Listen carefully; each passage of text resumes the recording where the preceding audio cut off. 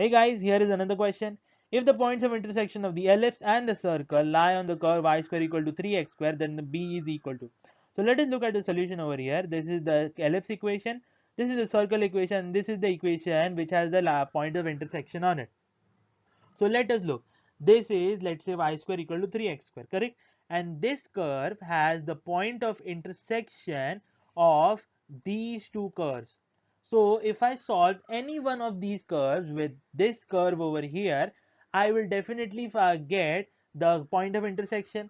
So correct. So using that analysis, I will solve the equation 2 and 3 to get x square and y square relation as this.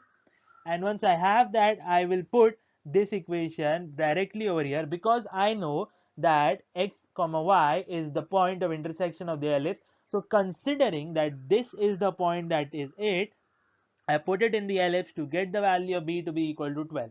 Thank you.